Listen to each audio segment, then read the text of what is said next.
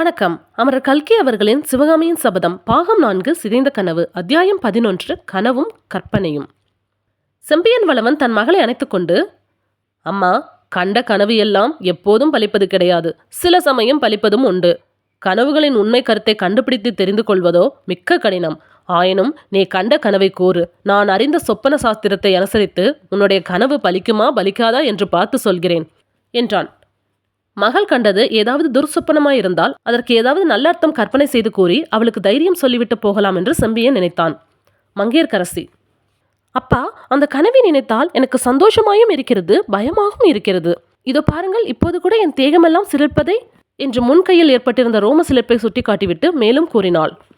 சில காலமாகவே என்னுடைய கனவில் அடிக்கடி ஒரு சுந்தரமான யௌவன புருஷர் தோன்றி வருகிறார். அவர் என்னை அன்பு கனிந்த கண்களினால் அடிக்கடி பார்க்கிறார். வெளி உலகத்தில் அத்தகைய ஒருவரை நான் பார்த்ததே இல்லை. நமது மாமல்ல சக்கரவர்த்தியை காட்டிலும் அவருடைய முகம் கலையானது. அவர் என்னை பார்க்கும் போதெல்லாம், நீ எனக்கு உரியவள் அல்லவா, ஏன் என்னுடன் இன்னும் வந்து சேரவில்லை என்று கேட்பது போல தோன்றும். அப்போது என் நெஞ்சு படபடக்கும், உடம்பெல்லாம் பதறும். நேற்று நான் கண்ட கனவிலும் அந்த சுந்தர புருஷர் தோன்றினார். ஆனால் மிக்க பயங்கரமான சூழலுக்கு மத்தியில் அவரை நேற்றிரவு நான் கண்டேன். அவரை சுற்றிலும் 10-12 பிசாசுகள் அம்மனமாக நின்று ஏதோ கோரமான சத்தம் போட்டுக்கொண்டு கூத்தாடின. அந்த பிசாசுகள் ஒவ்வொன்றும் கையிலும் மயிலிறகு கத்தை ஒன்று இருந்தது. சில சமயம் அப்பிசாசுகள் தங்கள் மத்தியில் நின்ற சுந்தர புருஷன் மீது மயில் கத்தைகளை வீசி அடிப்பது போல் தோன்றியது.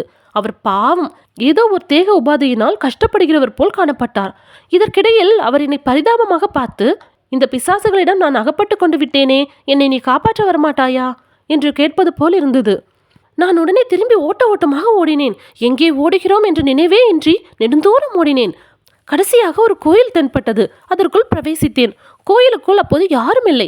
அம்பிகையின் சன்னதியை அடைந்து முறையிட்டேன். தாயே, என் உள்ளம் கவர்ந்த புருஷரை நீதான் காப்பாற்ற வேண்டும் என்று கதறினேன். குழந்தாய், பயப்படாதே, என் குமாரனை அனுப்புகிறேன். அவன் உன்னுடன் வந்து உன் விருப்பத்தை நிறைவேற்றுவான் என்று ஒரு அசரீரி பிறந்தது. அசரீரி சொல்லி நின்றதோ இல்லையோ, அம்பிகை விக்கிரகத்தின் அருகில் திவ்ய மோகன ரூபம் கொண்ட ஒரு பாலன் நின்றதை பார்த்தேன். என் குமாரனை அனுப்புகிறேன் என்று தேவி சொன்னபடியால் வள்ளி நாயகன்தான் வரப்போகிறார் என்று எண்ணினேன். ஆனால் அங்கே நின்ற பிள்ளையோ விபூதி ருத்ராஜம் தரித்த சிவயோகியாக காணப்பட்டார். இனிமையும் சாந்தமும் நிறைந்த குரலில் அந்த பிள்ளை, தாயே, என்னுடன் வா, உன் நாயகனை காப்பாற்றி தருகிறேன் என்றார். அந்த தெய்வீக குழந்தையின் திருவாயில் உன் நாயகன் என்ற வார்த்தைகள் வந்ததும் எனக்கு மெய்சிலிர்த்தது. உடனே உறக்கம் நீங்கி எழுந்து விட்டேன். அந்த சுந்தர புருஷர் காப்பாற்றப்பட்டாரோ இல்லையோ என்ற சந்தேகத்தினால் இன்னமும் என் உள்ளம் துடிதுடித்துக் கொண்டிருக்கிறது. நான் கண்ட கனவின் பொருள் என்ன அப்பா? இதனால் எனக்கு ஏதேனும் தீமை விளையுமா அல்லது நன்மை ஏற்படுமா என்று புதல்வி கேட்டு வாய்மூடும் முன்னே, கட்டாயம் நன்மைதான் ஏற்படும் என்று செம்பியன் உறுதியாக கூறினார். சற்று நேரம் சிந்தனையில் ஆழ்ந்திருந்துவிட்டு அச்சோழ பெருந்தகை மேலும் கூறியதாவது, கண்ட கனவு ஏதோ தெய்வீகமாக தோன்றுகிறது. உன் மனதுக்கிசைந்த சுந்தர மணவாளனை நீ இங்கேயே அடையப் போகிறாய். அப்படி நீ அடையும் மணாளனுக்கு ஏதோ பெரிய கஷ்டங்கள் நேரலாம் என்றும், நமது குலதெய்வமாகிய முருகப்பெருமானின் அருளால் அந்த கஷ்டங்கள் எல்லாம் நீங்கும் என்றும் உன்னுடைய கனவிலிருந்து ஊகித்து அறிகிறேன். என் அருமை மகளே, ஒரு விஷயத்தில் நீ உறுதியாக இருக்க வேண்டும். நான் இல்லாத சமயத்தில் உன்னை தேடி அதிர்ஷ்டம் வந்தால் அதை நீ வேண்டாம் என்று தள்ளாதே. ராஜகுலத்தின் பிறந்தவன் எவனாவது உன்னை கரம் பிடிக்க விரும்பினால் அப்படிப்பட்டவனை மணந்து கொள்ள இப்போதே உனக்கு நான் அனுமதி கொடுத்து விடுகிறேன். போர்க்களத்திலிருந்து நான் உயிரோடு திரும்பி வந்தால் உன்னையும் உன் மணாளனையும் பார்த்து ஆழ்ந்த கண்ணீர் சொரிந்து ஆசீர்வதிப்பேன். ஒருவேளை போர்க்களத்தில் உயிர் துறக்கும்படி நேரிட்டால் ஆவி வடிவத்திலே திரும்பி வந்து உங்களை ஆசீர்வதித்து விட்டு அப்புறம்தான் வீர சொர்க்கத்துக்கு போவேன்.